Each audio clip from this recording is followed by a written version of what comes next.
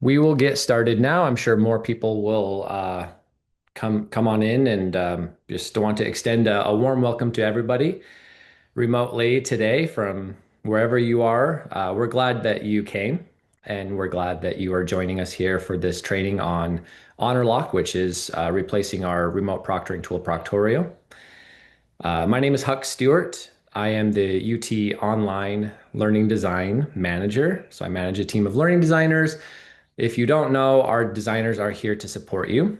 And so any questions you may have after the fact, please reach out to myself or Mark or Terry or any of the learning designers you know, and we'll be happy to sit down with you or your team, your department, and provide support. Today's training, I wanted to extend a warm welcome to Daniel Conboy. Daniel is our Honorlock, one of the Honorlock representatives that's supported our team in some trainings prior to this training, and we'll be conducting the training or providing the training and the information about Honorlock. I'd also like to extend a warm welcome to our very own IT support LMS administrator, Scott Allen, who will be also providing a little bit of support and some training today as well. To Hey, start Huck. off, go ahead, Mark. Yeah, I just wanted to, first of all, thank you for getting us started and making introductions as well. I just wanted to make one additional comment. Thank you to Daniel again for being here. Just in addition to what you said, Huck, Daniel also serves as basically another level of support for HonorLock as you know, as a campus, as we make this transition as faculty, as you reach out to Huck's team for potentially additional help from learning designers for changes that you make in your courses. Daniel is also there as a backup and sort of an escalation when we need that. So just want to thank Daniel for that and let everyone know. So we'll give it back to you, Huck. Yeah, thank you, Mark, for that. And please jump in anytime if you have any. For anybody here today, I think this can be an open conversation. You can unmute yourself and ask some questions. We'll be monitoring the chat as well. Dr. Terry Brandenburg, myself, and Mark will be monitoring the chat. So if you want to drop questions in there, we can bring that to Daniel's attention or to Scott Allen's attention as well.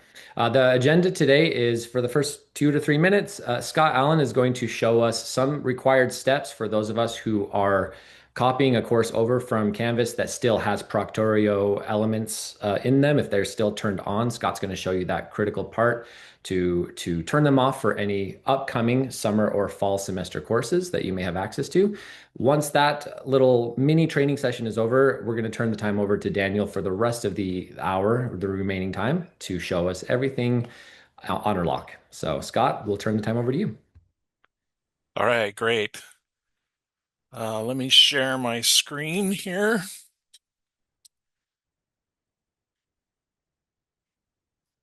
Looks like I should be sharing my screen. Is that right? Everyone seeing it okay? Yeah, I can see your Thumbs up. screen. Okay. All right. So I've got a very simple course here. It's only got one quiz in it. It's called Former Proctorio Quiz, and it's set up to use Proctorio. So the one thing we'll need to do with these tests that use Proctorio before is to go in and actually uncheck the box to use Proctorio. So you'll have to edit the quiz. Scott, you may want to zoom in just a little bit. Okay. Thanks. Is that better? Okay, so there is a setting down under the quiz restrictions to enable Proctorio. So while Proctorio is still enabled, this is the best way to go in and actually just uncheck that and save it so that you have removed Proctorio, and you'll do that for each of the quizzes that you have Proctorio set up to proctor. And then the next thing that you would want to do is remove the Secure Exam Proctor from the toolbar. And you can do that through the navigation menu here. And you'll just want to remove some Secure Exam Proctor. You can drag it down below in this bottom section, or you can just disable it here. And then the other thing that you'll want to do is enable Honorlock. So it should be down towards the bottom of the list here, Honorlock 1.3, and you can just enable it or drag it up, and then remember to save. So at that point, you'll see Honorlock in your course toolbar, and then Daniel will show you how to enable your exams for Honorlock. The one thing that your students will also need to remember is to disable or remove the Proctorio extension, because they do not like to play well together with Honorlock, and they'll have to install the Honorlock extension. And clicking on Honorlock here will guide the students through the process of getting the extension installed when you're a student. And Scott, that extension refers to a Chrome extension only, right? Like that's for a Yeah, Chrome the browser. Chrome extension. Okay. So, all right. Any questions or I have a uh, question, Scott. uh-huh. I'm from the Accessibility and Disability Center, and I'm kind of here representing the testing center as well as what we do for proctoring. We had a student just the other day in a nursing class that needed to take an honor lock class or an honor lock test. There was, I guess, some problems getting into it. Could that have been because Proctorio was still activated? No, I think in that case it was one that you was using lockdown browser, and it was kind of a special case, which is a Okay. blueprint course that some of the settings didn't get copied over. So Okay. that's usually not a problem you would have to deal with. Okay, so when students come in to test with Honorlock, they shouldn't have to remove the Proctorio, or we just need to make sure they're going in through a Chrome extension, not Yeah, the they need to use lockdown. the Chrome extension, but they shouldn't be needing to test in the testing center with Honorlock. Okay, yeah, we have some that test with us in the ADC, so still with the Honorlock, but we'll make sure they go in through a Chrome extension. Thank you. Yeah, and we'll just make sure that Proctorio is no longer in the Proctorio extension is no longer installed in the testing center, and that'll avoid any issues there. Perfect. Thank you, Scott. Yeah. Any other questions? I will just quickly chime in here, Scott, just to kind of reinforce with the whole extension kind of situation. So a lot of times, even though Honorlock has a 24/7 support team via chat that I'll talk about in detail here in just a second, but we know we're very familiar that a lot of times students will just reach out to you as their instructor if they run into any issues and things like that. Right. And a very common, like when it comes to switching over from another proctoring service, in this case Proctorio, they may reach out and say, "Hey, I installed Honorlock and it says it's not enabled or it's just not working. I keep getting issues." And then they'll reach out to you prior to, connecting with our support team. We have created a knowledge base article very specifically for this type of scenario that you can share with test takers ahead of time should they run into it. It kind of outlines some common messaging test takers may see where they've already installed the extension, but Chrome is telling them it's disabled in Chrome. The reason they'll see that messaging is just like what Scott said. It does their extension doesn't play very nicely in the sandbox with ours, for reasons I'm sure you can guess. And what will happen is the extension will install, but the Proctorio extension just forcibly disables ours until theirs is disabled or removed. And that guide walks them through how to remove other extensions that may keep Honorlock from being enabled. So that'll kind of you can just quickly share that. You can preemptively share it, or you can share it with them and say, hey, next time reach out to Honorlock support. They're there for you 24/7, 365. Great. All right. Are there any other questions before we turn the time over to Daniel? Okay, Daniel, All it's righty. all yours. Thank you for that. I'll go ahead and share my screen here. Now we should be seeing my Canvas environment right here. So it looks like we're good to go. I see a couple head nods. I appreciate the head nods. So we've got a lot to dive into on the Honorlock side here.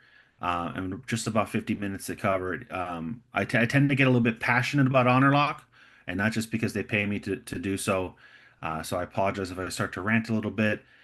When it comes to questions, again, the chat is a great place for them. But if you'd like, again, don't hesitate to just unmute, ask a quick question, things like that. I'm happy to stop and answer any questions you may have. My agenda here, very quickly, is we're going to go in, enable Honorlock on an exam. I'm going to show you how to do that through that Honorlock LTI, that Honorlock tool that we've just added to the course navigation bar. I'm going to break down all of our proctoring settings for you, so you know what our settings do, what they control, what they kind of disable. Afterwards, we'll very quickly take that exam as a student, so you can see what that student perspective looks like through Honorlock. And then finally, with our remaining time, we're going to cover some best practices when it comes to reviewing sessions. So after those test takers complete those sessions, what that review process is going to look like for you, kind of what behaviors to look out for to help to assist you with that review process. So with that being said, we're going to dive straight in. We've got a lot to cover. I'm already logged into Canvas here as an instructor. I'm going to be going into the course that we're going to be using Honorlock in. Now, Scott was already actually saved me some time. He already covered how to add Honorlock to your course.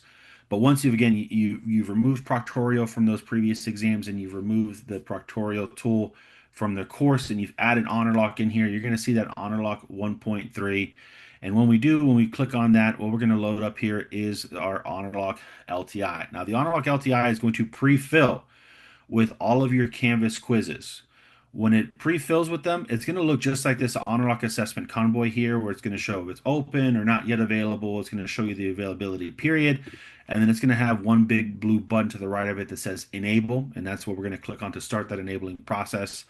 A little bit of a spoiler, once you successfully enable an exam, it transitions from one button to two buttons, and those buttons say results and settings. So when you see results and settings, you've successfully enabled that exam. But before we dive in and enable an exam, I do want to cover the support resources that are available to you here directly from within the Honorlock LTI. And the most important one, at least in my opinion, is this chat bubble right here. Now, we've already talked about support a little bit, 24/7, 365 support for your test takers. But a fun fact is Honorlock actually has two different support teams. We have that 24/7, 365 student support team that's there for your test takers at all times of the day and night. But we also have an admin support team. And this is a team that's primarily constructed with those more tenured support agents. And they've been specifically trained to answer any of those questions or support in any of those situations that very commonly come up on that instructor side of Honorlock. So when you're going through enabling an exam and you have a question about a proctoring setting, or let's say you're reviewing a session in the future and you're not really sure what the AI is flagging, or you have a question about a certain recording that you're looking at, that support team is there to assist you in that review process, to answer your questions and to assist you with anything that may come up on that instructor side of Honorlock. So we have those two different support teams. That admin support team is also available 24/7, 365. And the admin support team is also available by phone as well. So as an instructor, you can call them as well. So whatever you're more comfortable with, you can start a chat. You can call them as support. For your test takers, support is available via chat 24/7, 365. They can also email support@honorlock.com. But for you as an administrator, only you have the option there to also call in the support. And of course, if there's anything that may go over support's head, whenever they have trouble with anything, they always run it by me as well. So we have a kind of that additional layer of support. So generally, again, our quickest options, that chat, the average response time is less than a minute for both you and your test taker. So definitely recommend you take advantage of that if you ever have any questions. But that's that support bubble here in the bottom right. And in the top right, you've got several options here as well. The first one's the Honorlock guide, and this is our knowledge base. Opening it up from the LTI just opens up to a condensed version of what we're talking about here today using Honorlock with Canvas. But when you click on Help Center, it's going to take us to the home page for our knowledge base. And you might immediately recognize it because this is where I shared that link from earlier. And I'll share this link here as well. We recommend you bookmark this. Check this out anytime you have a question. The beauty of this knowledge base is that it's actually shareable with your test takers as well. This is where we house all of our support articles for you as administrators and instructors and your test takers as well. We've got a couple preset categories to help you browse, but you can also just come here directly to the search bar and, for example, type in a keyword or a question, and you can find the articles that you're looking for. For example, typing in privacy just very quickly finds test taker privacy resources. So if you have test takers coming to you asking about privacy questions, how their privacy is protected, how does Honorlock protect student privacy, you can link this article for them right here. And again, this knowledge base is directly accessible to them. So if they have questions about Honorlock, they can take full advantage of this knowledge base here as well. Underneath that is something that's a little bit of a spoiler. We're going to talk about here manage profiles. So Honorlock lets you save certain settings configurations as what we call assessment profiles. So as you're setting up exams, if you know you're going to be using a certain settings configuration, including all those detailed additional instructions you're going to type again in the future, you're going to, you don't want to have to type this kind of a first world problem, but you don't want to click all those buttons and type in those instructions over and over and over again. You can just save that configuration as a profile, and then when you're enabling exams in the future, you can just apply the profile, saving you that much more time. And coming right here to manage profiles allows you to edit the profiles that you've created. So if you ever have to make changes to them, or full on delete some if they've kind of you've kind of outgrown them, they don't really apply anymore, things like that. Now, underneath that is register third-party assessment. I'm going to be walking you through how to enable a native Canvas quiz here in Honorlock today. But what you see here is the ability to register a third-party exam in Honorlock as well. So just in case you proctor, you want your exams that are on those very common, or very popular third-party publisher sites, McGraw-Hill, Cengage WebAssign, Alex, whatever it may be, as long as that exam can be password protected, we can proctor it right here via the register third-party assessment tool. Underneath that is a fantastic tool that we definitely recommend you take advantage of at least once per course. It's add a practice assessment. So this saves you some time instead of having to create your own custom practice quiz or your own custom quiz in Canvas. This will just automatically download a 3-question quiz to your Canvas course. All you have to do is enable it, select your desired proctoring settings, and it sets up a totally free practice exam, free to the institution, free to your test takers, for them to kind of run through in a limited number of times so they can get comfortable, confident when it comes to using Honorlock on their exams.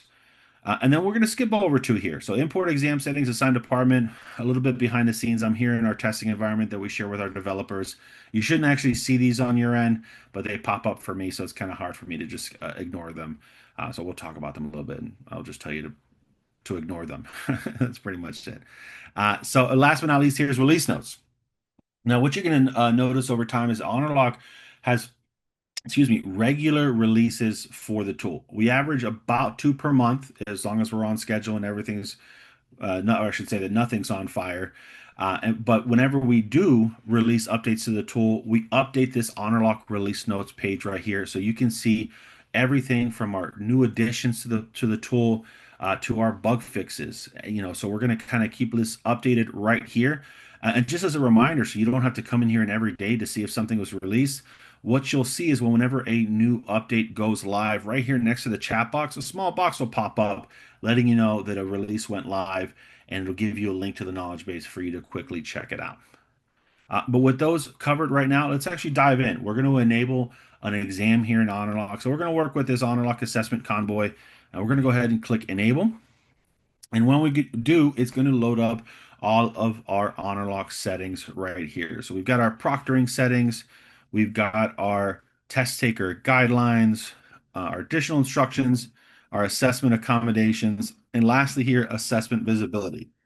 So those are generally the 4 or 5 sections that we break everything down into. But let me scroll up to the top here. I'm going to start to break all these down for you here so you understand what they are and kind of what they'll control when it comes to setting up your exam here with Honorlock. Now, first on the list is email notifications. Right off the bat, I want to let you know not to worry. If you put your email in here, we're not going to sign you up for some type of mailing list where you're going to get Honorlock promotions for BOGO off our Honorlock shirts in our shop, things like that. You don't have to worry about that. You're only going to be getting 2 types of emails when it comes to Honorlock. One of them is a recommended sessions email. You're going to see here as test takers begin to take exams, we're going to filter those sessions into 2 different session lists. One of them is all sessions, where of course you'll see every single student who's taken that exam, and the other one's called a recommended sessions list. And based on the proctoring that kind of occurred during that exam, whether it hit a certain flagging threshold, where it had a live pop-in from one of our proctors, or it had a violation at it, whatever it may be, we're going to filter those exams into that recommended sessions list. So those are the sessions we want you to prioritize during your review process. And when we create that list, we're going to send you a quick email just letting you know, hey, you've got a new list of recommended sessions for review. And then the other type of email is specific to sessions that'll have our live pop-in level of service turned on for them. And it is called a critical session report. Now, Honorlock has multiple levels of flagging. We have low flags, medium, high. We have sessions that have a live pop-in from our proctors, and then we have Daniel? violations. Go ahead. Yeah, thank you, Daniel. Was just going to mention to you. So so we currently have the live pop-in piece enabled in our spring pilot that we've been trying, but for summer and fall and going forward, we're going to only have the AI only. So Gotcha. just wanted to let you know on that. All right, cool. I appreciate that information. That actually helps save me some time right here. So, really, when it comes to email notifications, just as a correction, you're only going to receive that one type of email, which is just that recommended sessions list. We do still have multiple levels of flagging that you'll see during the review process, but essentially, we can just skip ahead. You won't be receiving that second type of email. But we're jumping forward right here. We have those email notifications, and then we have proctoring settings right here. Now, I will jump. I will kind of jump forward here a little bit, just let you know that again, I'm in my testing environment, so there are some settings that you're going to see here. For example, allow mobile devices webcam, use multiple webcams. Some of these are in beta testing. They've just recently been released for beta testing. I do want to educate you about them so that when you do eventually see them in the future, or if we as an institution decide to turn on and test out some of these beta settings, you're going to have an understanding of what they are when you do see them. Now, first on the list is record webcam. When record webcam is turned on, and of course you can see it's turned on because of the blue check mark that appears. What we're going to be doing is recording their front-facing webcam. That's when it's generally built into their device. And then everything that's captured by that webcam during the exam session is going to be recorded for your review. It's also a great or a portion of where we do a large number of our proctoring through. Honorlock has facial detection. We don't do facial recognition or anything like that. We feel it's highly invasive for test takers.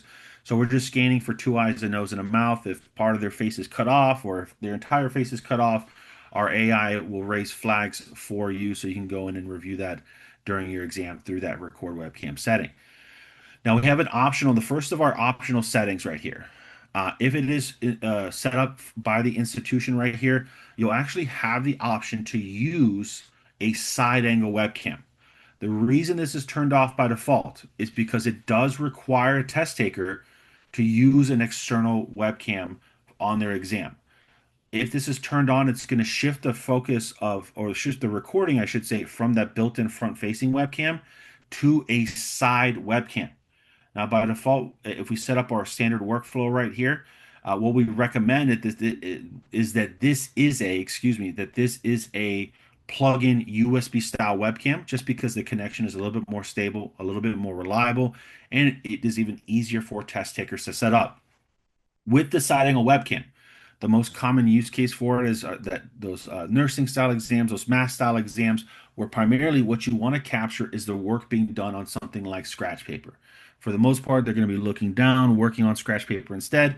So instead of having to worry about their face being within view from the front-facing camera, you're capturing that work being captured from that side angle instead. We're also shifting the priority of focusing from just capturing their face to also capturing their monitor, keyboard, and hands as well. So you're going to see that side profile, and the AI will be flagging for these landmarks as well during the exam. But again, side angle camera, you'll even get a small notification when it's turned on. Test takers need to be prepared with an actual external camera. So this is off by default. But of course, if you all have a conversation internally, of course, we can turn this on for you without issue. The other two, which are grayed out in the background because they're turned off for us in our little beta environment right here, is use multiple webcams. This is something that's only available if side angle webcam is disabled.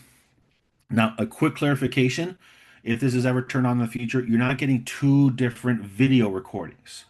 What we are still doing is capturing a video recording from that side angle camera. And then the front-facing camera is also turned on, but we're only capturing a still image whenever a flag is raised by the AI. So you're essentially getting two different viewpoints during any type of flagged infractions by the AI during the exam. And then lastly here, this is one that was released quite literally last week. One of the big things with deciding a webcam is for accessibility purposes. Not every student can afford a citing a webcam, a USB style webcam. The one we do all of our testing on is a very cheap Logitech webcam. It's about $10 to $12 on Amazon. But for a college test take, for a college student, I should say, $10 to $12 can be a lot of money. So it's an additional point of entry for test takers when it comes to that citing a webcam. We also designed the tool so that they can use their cell phone as a side angle camera. But the major barrier there was if they had a device with a different operating system, they had a Mac computer and an Android phone, or a Windows computer and a Mac and an iPhone, it could be a little bit difficult to create that connection to use the side angle as a webcam. Well, Honorlock officially released an application on mobile devices. You can go into the App Store and download the Honorlock app. And if this setting right here is enabled, test takers will be able to download the app on their phone. A QR code will appear, and they can just scan the QR code, and it, regardless of operating system, automatically creates that bridge, that connection to use their cell phone as a side angle camera. In addition, if that cell phone is being used as a side angle camera through our application, if they try to use their device during the exam, obviously you'll be able to see them, you know, reach to the side, grab the cell phone. But whenever that application is no longer the primary application, we're able to essentially flag and let you know that, hey, they decided to use their cell phone during the exam because the camera paused, they're using another application. Our application is not the one that's currently running on the device. So we also have some additional flagging on their device as well. That's a beta setting that again literally just released this past Thursday. But again, if you ever want to test it out, of course, we're happy to get that sorted out for you. But of course, we just need some permission from our key admins there at the institution. So definitely talk it out internally, and then always reach out to us. We can get those turned on for you without any issues. Now, we're jumping ahead here to some of our settings that are available for you right now. And the first one is record screen. Record screen is just going to ask the test taker to share their screen with Honorlock and Chrome, and everything captured on screen, not just within the Chrome window, will be recorded for your review. So if they try to access another application, if they try and bring up another tool, something like that, another browser, it all gets recorded while the exam is active. And then we have record web traffic. So what this is just recording all web activity on the Google Chrome browser while the exam is active and only while the exam is active. What's happening here is anytime a test taker tries to access a URL, whether it's an allowed URL we're going to talk about in a second or a prohibited URL, when they try and navigate to another URL, we're just logging that activity in Chrome, and we're also going to timestamp that for you in the session viewer so you see exactly what resources they're accessing and exactly at what time. If it is a prohibited resource, we'll also raise a flag for you along with that timestamp. Then we have the start of our authentication steps. The first one is the test taker photo. So this is just a student selfie. Test takers are lining up. The facial detection is occurring just to make sure there is a human being taking that exam. And you can use that alongside the test taker ID right here to confirm the identity of your test taker. Now, this is preferably an institution issue photo ID. But if we don't have one, I know a lot of since like the pandemic, things like that, the use of actual school IDs has decreased a lot. We also accept any form of government issued photo ID. So if the driver's license, state ID, passport, what we're looking for is the name on the ID to match the name of the test taker in Canvas. And of course, if there is a photo on the ID as well. What we do not accept here is any form of ID that has sensitive information on it, like bank cards, military IDs, things like that. We definitely don't want that type of personal information to be scanned. But again, any form of government issued photo ID here is acceptable on the ID step. When we have the optional room scan, in its current state, this is set to be reworked here very soon here as well. But with the current room scan, what's going to happen is we're going to prompt test takers to use their device to scan their environment. What we primarily want to capture here is their workspace, so their desktop area, just to make sure there are no prohibited resources. But always keep in mind the current iteration of the room scan is it's student guided, meaning it's a test taker's responsibility to pick up their device and scan their area to meet your standards. What we always recommend is an area we're going to talk about here in a second. the additional instructions. Use the additional instructions to let test takers know exactly what you want to see from that room scan, and potentially if their room scan is subpar, doesn't meet the requirements you set in those additional instructions, that there may be something like a point deduction leverage on that exam, just to help enforce the rules that you're setting for that exam. We have two in-exam tools right here, the basic or the scientific calculator. You'll see when I select one, the other one automatically deselects. And if you don't want to provide either of them to test takers during the exam, simply click on the one that's currently active, and it'll disable both options for the exam. We then have our start of our in-exam security settings. The first one being disable copy paste, the second one being disable printing right here. And these do exactly what their name implies. With disable copy paste and disable printing turned on, we're going to go ahead and prevent the test taker from copying, pasting, and right clicking. And disable printing is going to disable the browser's printing function and also prevent the ability to take screenshots of the exam while Honorlock is active. What we're going to do is actually provide or meet the test taker with what we call a soft pop-in. If we detect those hotkeys that they use to take screenshots, we're going to blur the screen to protect exam content. And there's a small message in the bottom left that they have to acknowledge before the screen unblurs and they're allowed to continue on with the exam.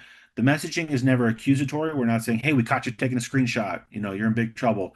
It just lets them know that we detected a couple certain hotkey combination being detected, and just to be careful with what buttons they're pressing on the exam. We never want to raise any exam anxiety, but we're just letting them know to be careful with what buttons they press. But once they acknowledge that message, they'll be able to move forward on the exam right there. We Daniel, have this. Go ahead. Go ahead. maybe you saw it already. There's a question in the chat here. Maybe we're going to address that already. Um, is there a best practice to handle students who have an all-in-one computer with a built-in webcam to scan the room? I can see that might be difficult. And this is one of the things that we're looking to address with the update to the room scan that we're going to be pumping out here in just a few short months. But currently with the room scan, if they have that all-in-one computer like that laptop, they're going to be asked how they're going to complete the room scan is, picking up their device, scanning their environment right here. There are also recommendations, for example, like if they have an actual monitors, like it's one of those iMacs that just has the webcam built into that heavy monitor, they can do something like what we've seen test takers do is they'll actually use their cell phone, they'll turn on the selfie camera, and then they'll kind of capture that recording through that, or use something like a hand mirror to scan their workspace. So essentially using a reflection to scan their desktop area like that. So there are other ways to complete that scan if they're unable to, for accessibility purposes, whatever the reason may be, pick up their device and scan the area. But you're going to be seeing an update to the room scan here in just a couple months that we're going to call the workspace scan, that'll completely overhaul that process and make it a lot easier for test takers to scan that workspace.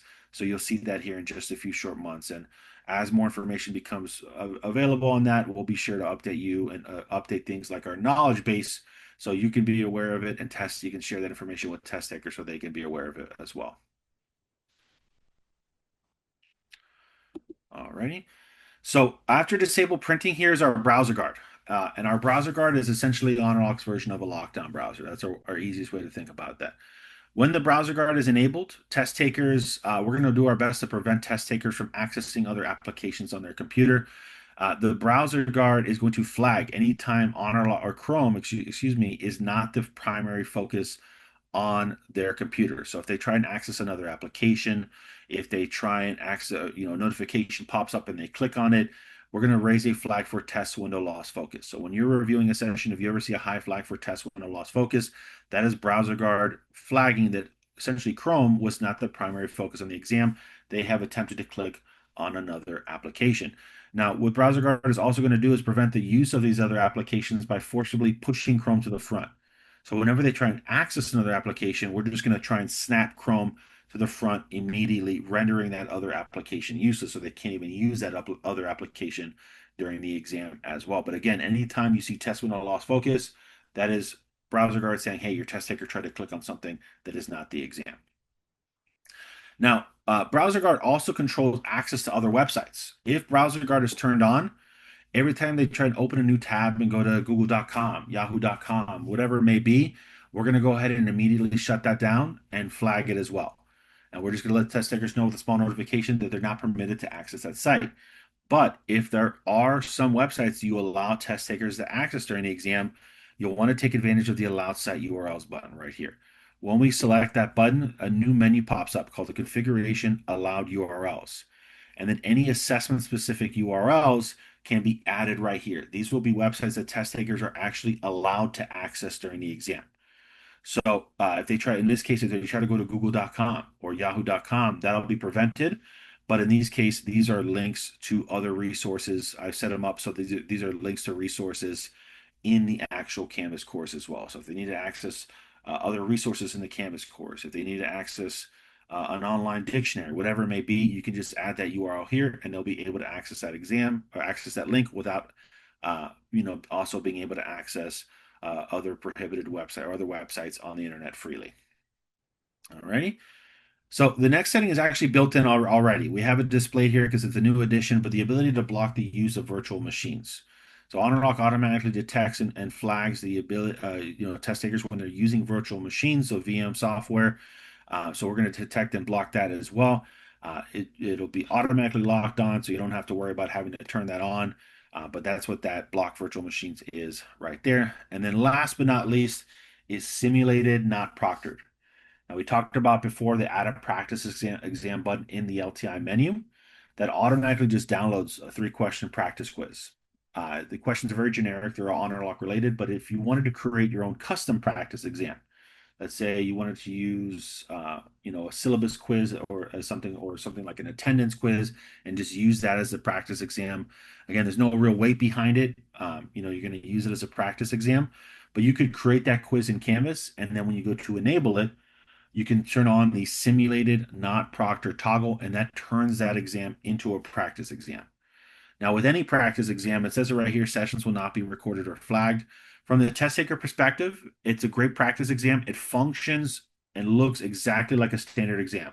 So when they go through those practice or those simulated exams, it'll look exactly like a standard exam. The camera will turn on, everything, the AI will flag them. But on the review end, you're not actually going to have any recordings to review or AI flags to review as well. So just keep that in mind to only turn this on for something very, very low stakes like a practice quiz, because you're not going to have any recordings to fall back on. This is essentially creating your own custom practice quiz. I saw the chat pop up here again real quick. Some of these features are not available in my settings. Is that just because we haven't included those in what we are paying for, or they will be added later? So it's not that just I mean, this is good news. None of these features require additional cost. These are all features that we've just added to Honorlock. They may not be available yet because there are features that, one, are currently in beta, like the allow mobile devices webcam. So they have to be opted into. They're just not in full production mode yet. They can be turned on and taken advantage of, but we just need approval from Mark and team to go and turn it on. In addition, you citing a webcam, this is something that's not immediately available because it has that additional point of entry for test takers. So we want approval from, our Honorlock key admins like Mark and team to go ahead and turn those on and make them available. So there's that internal discussion that we need to kind of have and just get approval from before we turn them on and make them available for everyone. So if you're not seeing them, it's not because you haven't opted into them, not opted into them, not paid for them. Honorlock doesn't charge for any of these additional features. It's just that we need approval to go ahead and make them available. So we just have to have that conversation just to make sure. Just because, again, for example, you citing a webcam requires test takers to have an external webcam. So it's kind of that additional point of entry. And for example, like allow mobile devices webcam, it's currently in beta, so it's not a full product release just yet. Yeah, and we will definitely take a look at some of these. And I don't know if there are specific settings that you were looking for. It looks like maybe Mandy and Matt had that question. But yeah, we need to look at that, and if there's some that we're missing or whatever. So please let us know. But block virtual machines is something that's on by default. We have a display just because we're in our testing environment, it's a new release, so we have it displayed for training purposes. But block virtual machines should be automatic. It's not something you even have to turn on. And then we can simulated not proctored isn't one of those settings, so I can go in and correct that as soon as this training is over. So simulated not proctored should be available to you. But again, just like I reviewed right here, just make sure to only turn it on for something like an actual practice exam because your exam won't be recorded if it is turned on. But thank you for pointing that out, Matt. These are all settings the professor can toggle on or off to tailor the proctoring limits of their exam correct, essentially meaning that not all tests are proctored equal. That's entirely correct. So all of these exams are customized, all of these settings are customized at the exam level. For example, if you want to proctor something very high stakes, something like a midterm or final, for example, let's hypothetically citing a webcam is turned on in the future. You could turn that on. You turn on browser guard. You turn on allow site URLs. You have simulator turned off, the scientific calculator, but you have another quiz in the future that is very low stakes, something like a chapter quiz. And in that case, you turn off side angle. You don't have to do a room scan, so you turn off the room scan. We're going to turn off browser guard because you want them to access other things on their computer. You don't, again, this low stakes, you don't really care. And allowed site URLs because, very low stakes, they can access the internet. Sure, go ahead. Maybe they have to use an AI companion for the exam, whatever it may be. So you turn off some of those settings. So you can customize it based on the exam and how exactly you want it to be proctored. Uh, so I can very quickly talk about after this how to the setup of the third party exams as well, something like McGraw-Hill Connect. So we'll dive into that. The good news here is that for the most part, when we get to that, you're going to see that enabling third party exams is almost identical to enabling native Canvas quizzes. This process, everything we're talking about here is going to be exactly the same. There's just one additional section that you have to configure. We'll dive into that when we get there. I'll just make sure to cover that in just a few minutes here after we get through all of these settings. Alrighty. So there is one more setting here that we're going to talk about, and it's this right here, enhanced desktop security. So enhanced desktop security is the Honorlock desktop application.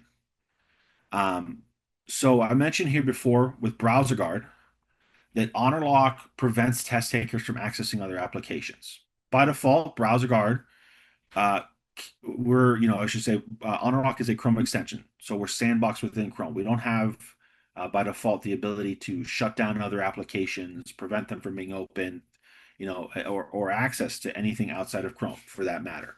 We're just using Chrome as a tool to prevent access to other applications. However, we have the Honorlock desktop application, aka Enhanced Desktop Security. If this is enabled for an exam, it will prompt the test taker to download, in addition to our extension in Chrome, the Honorlock desktop application. With the desktop application running on an exam, you can fully control which applications can actually be opened on a test taker's device during the exam.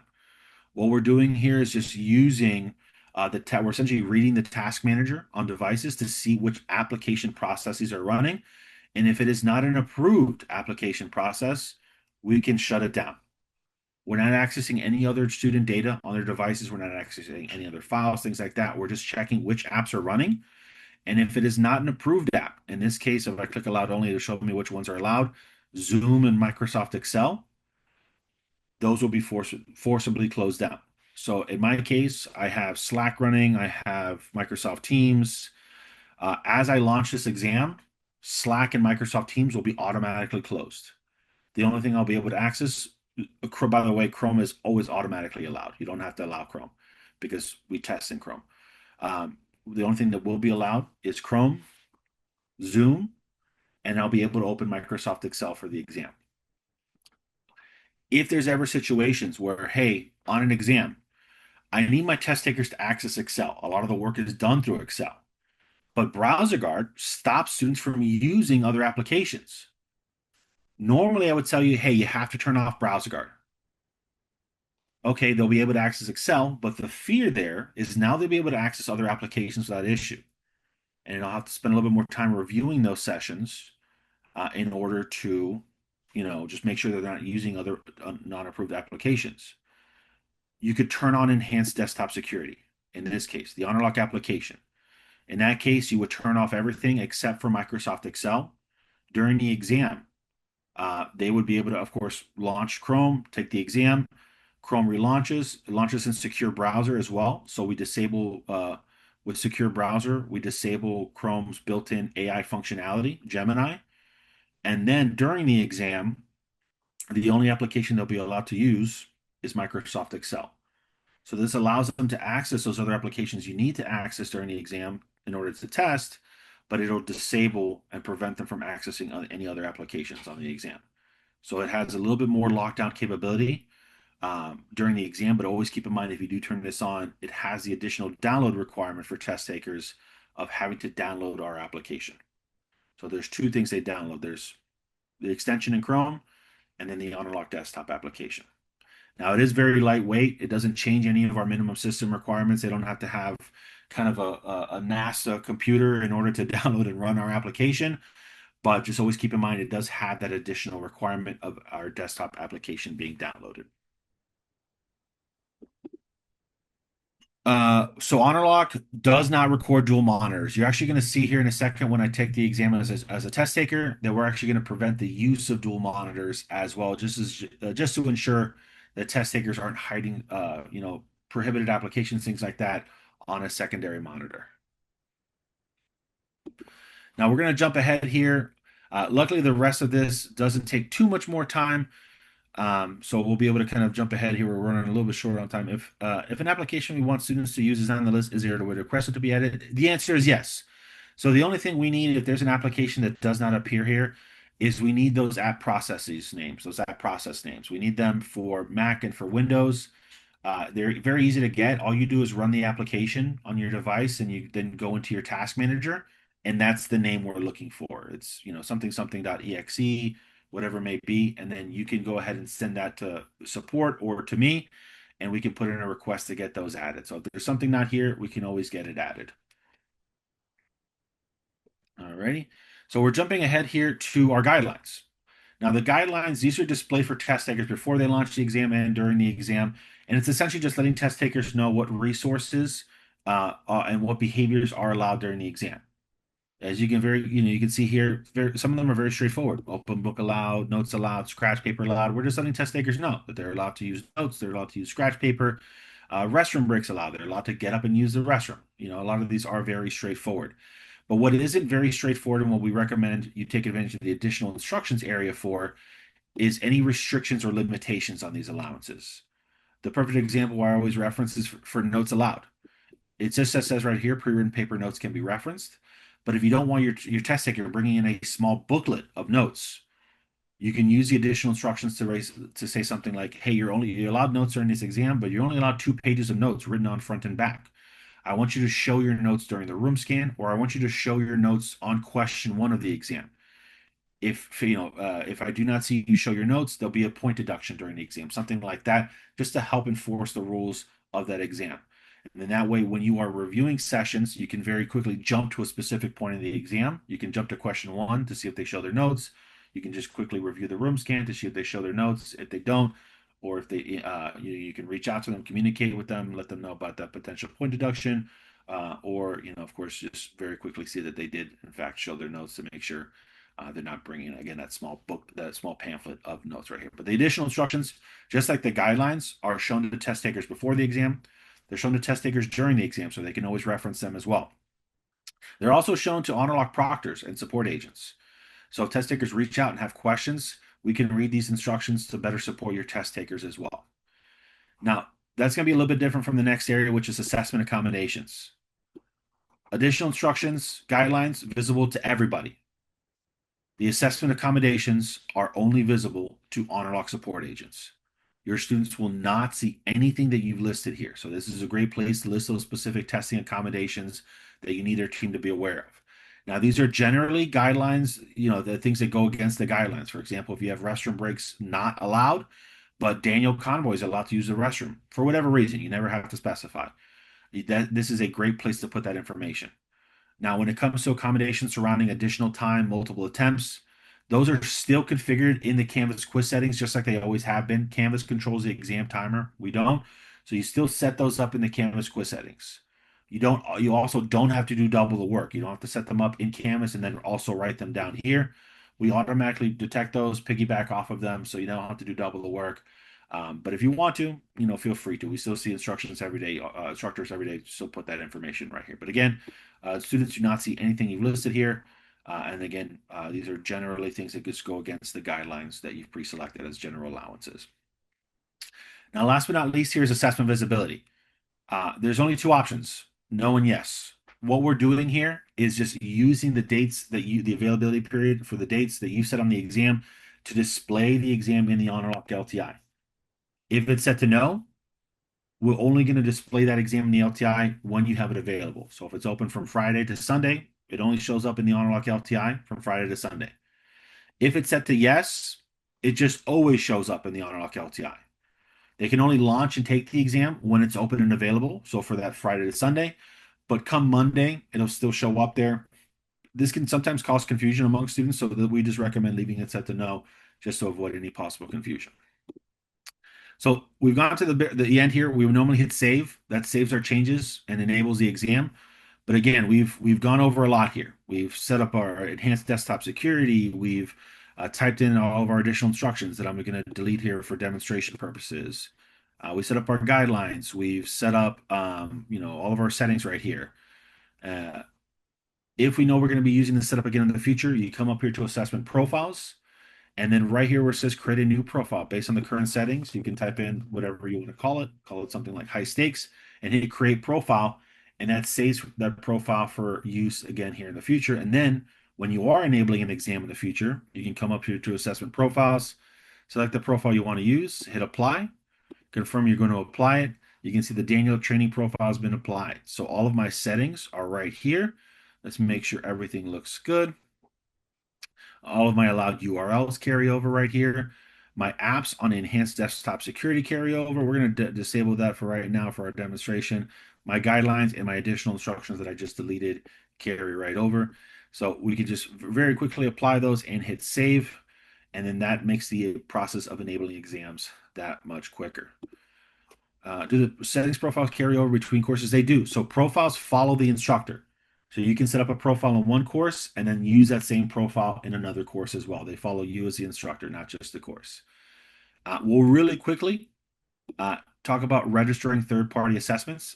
When we hit register third-party assessment, I'm going to skip past one part right here, but we're going to come back to it. But you can see here all of the proctoring settings, enhanced desktop security, test taker guidelines, assessment accommodations.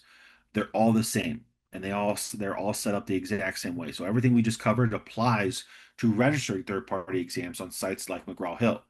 The only difference is this section right here, admin settings. This section is essentially just the exam information, and this is where we make that link to that exam on that third-party site. So you could, of course, type in here something like midterm exam, whatever the name of the exam is. You type in the configure the assessment start and end dates and times. So that's essentially when it's available for, when test takers can launch proctoring for the exam. From here, you can hit choose platform. So we have a couple pre-filled platforms. Now, the bit of information I want to very quickly share with you here. So if the exam is actually on the third-party site. So if test takers have to go to McGraw-Hill and actually type in a username and password and log in, that's when you'll use the McGraw-Hill Connect setting right here. Because what we do when you select McGraw-Hill is we just pre-fill the URL, the optional URL, with their login page. If McGraw-Hill is a built-in tool in Canvas, like they access it through Canvas, what we recommend is that you select access through the LMS instead. Because what this is going to do is we're going to work with test takers to redirect them back to the Canvas course after they complete the authentication steps, and then launch the exam through the LTI embedded here in the Canvas course. The platform name could be like McGraw-Hill in Canvas. You can fully customize this. And then the optional URL, you could just link back to the course. It's optional. You don't have to provide it. It's just a quick link to give test takers a shortcut to the exam. But most importantly, it's the password.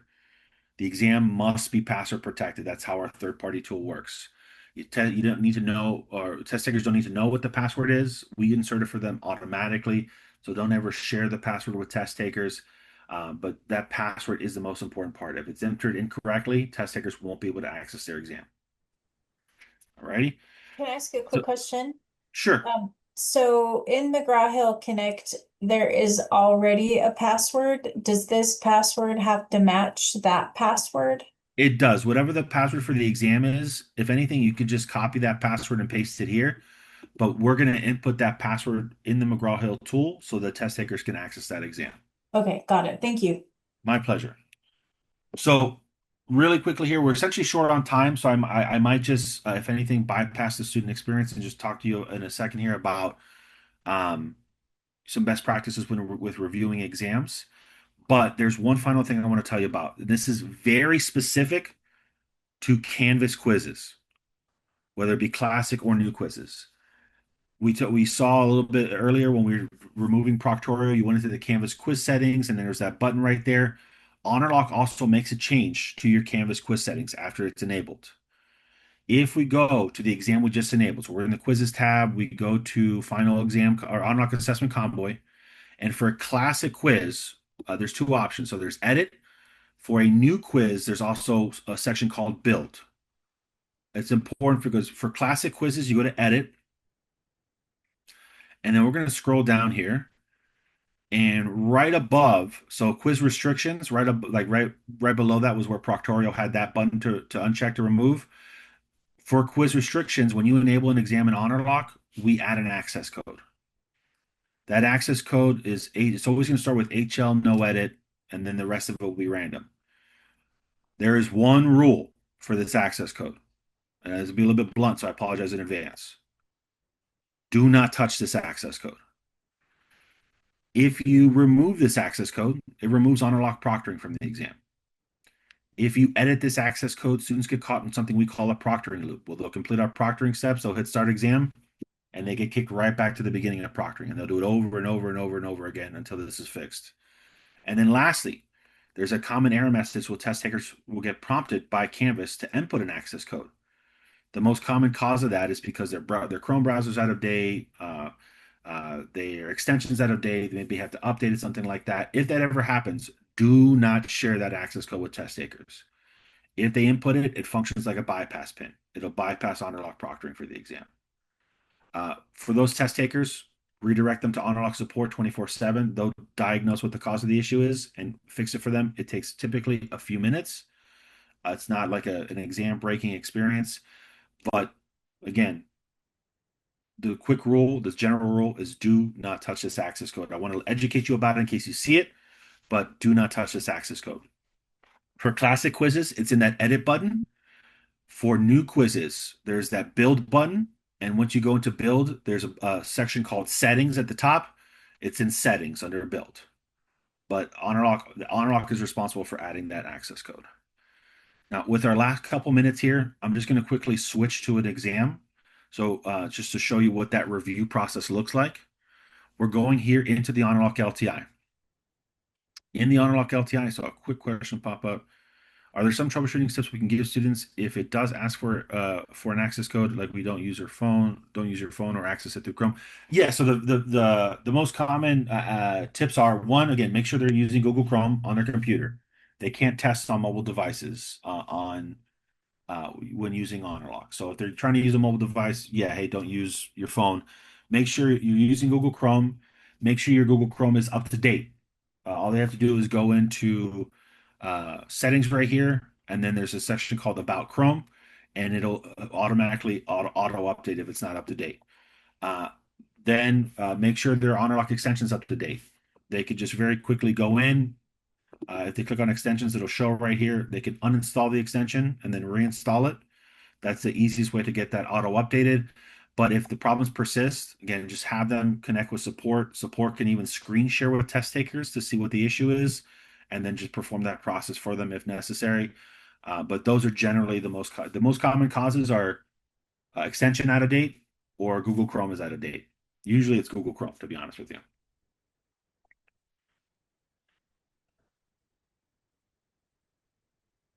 Ready? So we're going to very quickly go into an exam here, just to show you what the review process looks like. And I apologize for going over time here. But we're going into Honorlock Assessment Convoy. When you want to review actual exams, you're going to go into results. And then what you're going to see here is something very similar to this.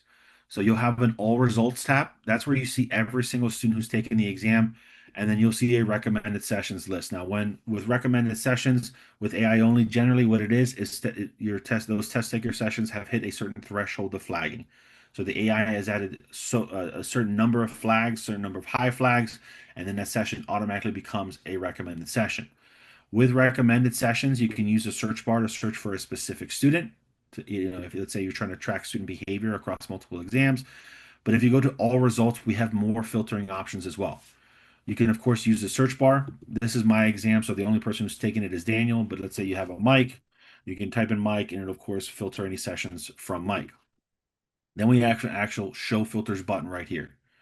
You can click on show filters and it opens a sidebar to help you narrow down what exams you're looking for. A date exam, a duration exam, filter, I should say, and then filters for certain types of flags. Sessions with low flags, medium flags, you can filter by which medium flags, and then high flags, and you can even narrow down by specific high flags. The one thing to keep in mind is when you're filtering by flags, really what we're filtering for is certain behaviors. Things like face not detected, of course, that tells you they either got up and left the testing area, they blocked out their webcam, or their webcam was positioned so poorly that at some point the AI couldn't detect their face at all.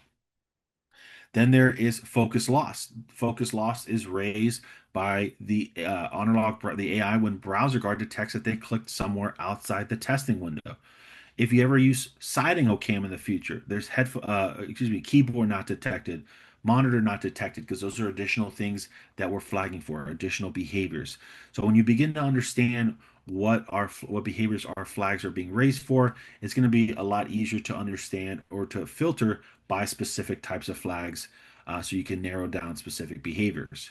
The one thing to keep in mind is that these flags remain active. So when you're done searching for them, go ahead and hit the reset button so you can see all of your exam sessions again. Then you see all of your exam sessions right here. You get a preview of the information on the exam, like how many high flags, how many medium flags, what date the exam was taken, and how long they were in the exam for. Now, before you just click on review and kind of start to understand what those flags are, you can actually hit this little caret right here. It'll expand the session information. So you can see some student information here at the top, and then an actual breakdown of the flags on the exam. So you can see what the flags were before you even open them up. And you can see here I had 6 flags for application opened. In this case, I was using the Honorlock desktop application, so it flagged every time I tried to open up Slack to answer messages, things like that. If I jump forward to this session, had 2 high flags, 4 medium flags. We can see here they were for face not detected, multiple people detected, and then I tried to copy paste a bunch of stuff and then take screenshots of the exam. That's what those medium flags were right here. I can actually hit review and it'll open up that session for me to review. Now, this view right here, when it finally loads up, this is our new session viewer. If you like, you can still revert to our original, and this is what the original one is going to look like. I'll break it down for you very quickly. The left side is all of the recordings, the webcam and screen recording, and then the right side is our timeline. So you can see things like all of the ID picture, profile picture, and all of the session events. The details tab shows you just your exam information, like your additional instructions, and then question shows which question the test taker is on. Your playback controls are here at the bottom, and then you've got your kind of progress bar right here, so you can just kind of jump ahead and click back and forth right here to go to specific points in the session. With the new session viewer, there's a lot more of a focus on the timeline aspect of the exam. So you can see here, you've got a much larger view of your actual recordings, and then you have your exam events. So things like the ID picture, the authentication complete. If you completed a room scan, the room scan shows up as an event.